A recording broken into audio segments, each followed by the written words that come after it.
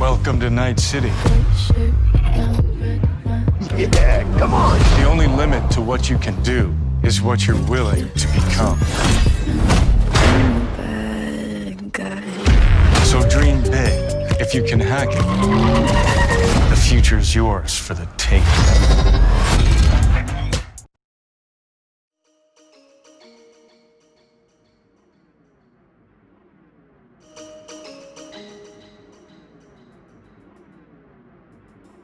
Digital dreams crossing over the sea.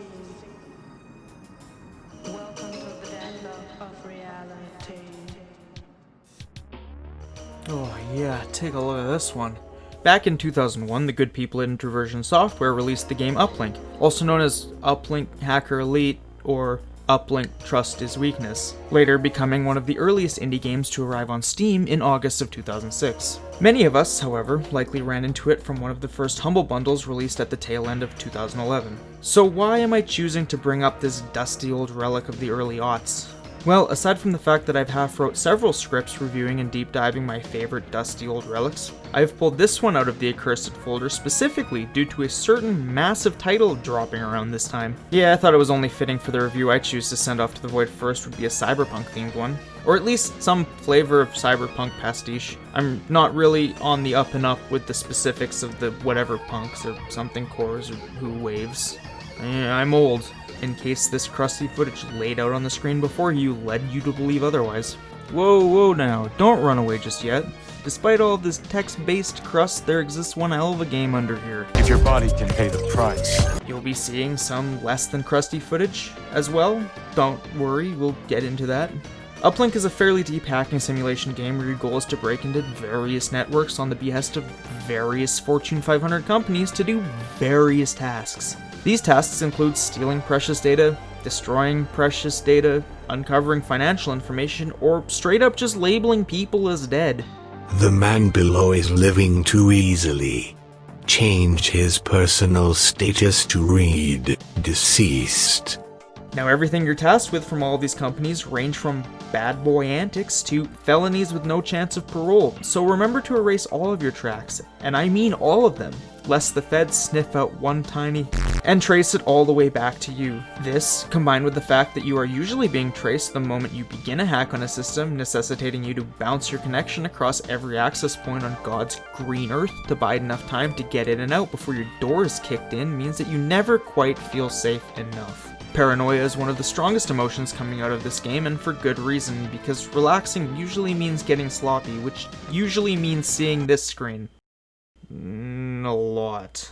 In order to become the expert Hackerman you've always dreamed of being, you're gonna need two things: money and prestige, both of which are gained the same way and are inherently linked. Of course, you are getting paid for the missions your corporate overlord sent you on, but you're also getting invisible experience points towards your uplink ranking. This ranking both allows you to take on higher level missions, as well as improves your sway in negotiations when you choose missions. Yeah, just a fun tip, always ask for more money before you take on a mission. Either they turn you down and begrudgingly pay you $1,400 for 30 seconds of work, or they just start shelling out cash begging you to work for them. On the topic of money, what do you even do with all of it? A few cases of Mountain Dew and your monthly Roblox subscription don't exactly make a dent in the small fortune you've amassed, so what now? Well, there are two things a professional hacker like you needs to succeed, and that's a powerful machine and even more powerful programs. You'll likely purchase the majority of the programs you need early on, as there aren't many of them and few are even expensive.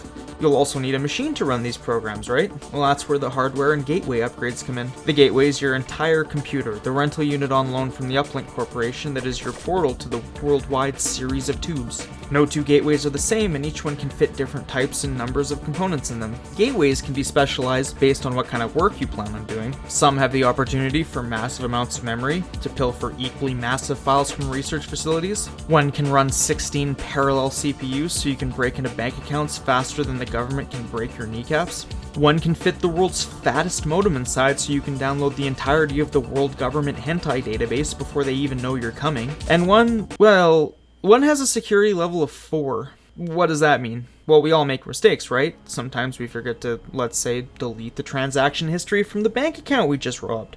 Or maybe we forgot to scrub the inter-NIC of our bounce logs. When that happens, and you've got some very upset men in uniform poking around your gateway, the only option is the nuclear one.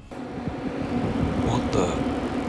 Before we move on, I'd like to bring up something. As you'd assume with this game being from the glorious year of 2001, it may not play very well with modern systems. The footage you're seeing right now is upscaled from 720p, because, as you can see, trying to run it natively at 1080p or higher renders it nearly unplayable. Unfortunately, the text and assets do not scale with resolution, so the higher you go, the tinier everything is, and in the current year, that is something that's just unacceptable. On top of that, much of this game just feels extremely dated. Some basic quality of life features you'd expect from any modern title or apps. Every application needs to be opened on its own, so if you're trying to be fast, you've got to preload all the tools you'll need, and sometimes you're just left with very little screen real estate. Text boxes work like absolute ass. They require mouse hover for input, and everyone who's played a game with text boxes like this will know how much pain this causes. I suppose when playing an 800 by 600 resolution where the text boxes are like 40% of the screen, that's fine, but when a stiff breeze moves my mouse in the middle of a tense moment and my text stops typing, it'll make me so mad. As mentioned before, this game requires you to bounce your connection about 3 billion times to get a nice long trace timer. You'd imagine the most efficient way to achieve that is to head on over to the Inter-NIC, the equivalent of a Cyberpunk phone book in the future year of 2010, and bookmark every address available. However, the end result of doing that is, this. Not only is this a complete nightmare to create a coherent bounce network with, it's also a complete nightmare to even attempt to click on the correct address. Addresses will be so close they virtually stack on top of each other, making them impossible to select without manually removing the offending ones. But fear not, because despite all of the misgivings, there is a solution.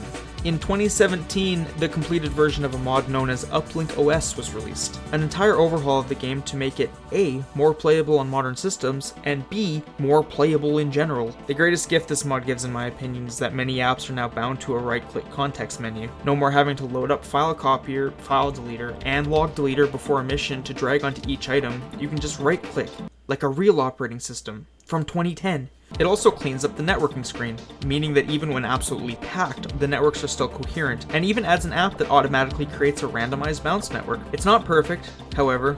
Sometimes I find the UI to be a little cluttered, antithetical to the wide open yet almost unplayable higher resolutions of the unmodded version. There are also some menus that are straight up just missing buttons, like being unable to back out of the administrator menus in the banking servers without either hacking the entire account or just disconnecting. They took out the Uplink IRC chat.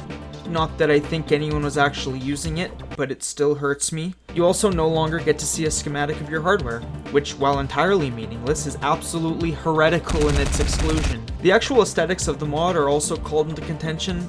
Personally, I quite like them, and I think they fit the fictional 2010s quite well, but I also love the original crusty look, which I think fits the lawless hacker-for-hire aesthetic a little better. There also exists a second enhancement mod released in 2020 called Uplink Deep Blue, which attempts to keep the aesthetics of the original while polishing some of the features, adding more variations to names, and extending the soundtrack, which, to be fair, while the soundtrack does slap, is also literally 9 songs, and they get old fast. I have not taken a look at this one any deeper than its ModDB page, but I encourage anyone interested to go take a look. And that leads into the question, what version should I play? Well, I would love to tell everyone to just jump right into the modded version, and that may actually be the better idea. There's something incredibly special about the original version that I think everyone should experience first. Maybe play 1 or 2 runs unmodded. If you like what you see and aren't too put off by ye old jank, then try to go for one of the 2 endings. If you can't stand ye old jank, give Uplink OS a try. And if the aesthetic change is too jarring, then try out Deep Blue. The gameplay doesn't really fundamentally change when playing modded, so there really isn't a wrong way to do it, but this is mostly just a selfish desire. This game is special to me, and I want people to enjoy the version I did, jank and all, even though I think I objectively enjoyed Uplink OS more. Oh, did I mention endings? Why yes, this game actually does have a plot. Perhaps you are one of the people that played this game for an hour or 2 and tapped out around the time you got to access bank heists, but yes, there is eventually a goal you are heading towards aside from just becoming a billionaire and building the most epic gamer gaming rig of all time. I really don't want to spoil it. The game isn't extremely long, nor is it terribly expensive, and if you truly don't care, there are many places to read a synopsis. All I will say is that there is definitely more to this world than just deleting years of scientific research data and framing people for robbery. Speaking of price, this game game is around $10, usually going on sale for a steep discount. It exists as part of 3 separate bundles, and if I can recommend anything, it's purchasing one of the 2 introversion software packs. Prison Architect is a fantastic pseudo-city builder, DEF CON is an incredible and terrifying game to play with friends, and someday I might actually make a review for Darwinia. It's another special game for me, probably one of the first ones I ever bought on Steam. As for Uplink, I would highly recommend giving it a shot. It may be 20 years too late to be singing its praises, and it sure is no Cyberpunk 2077, but then again, sometimes not even Cyberpunk 2077 is Cyberpunk 2077. But it's definitely a unique classic that is heaps of fun to crack open every now and again.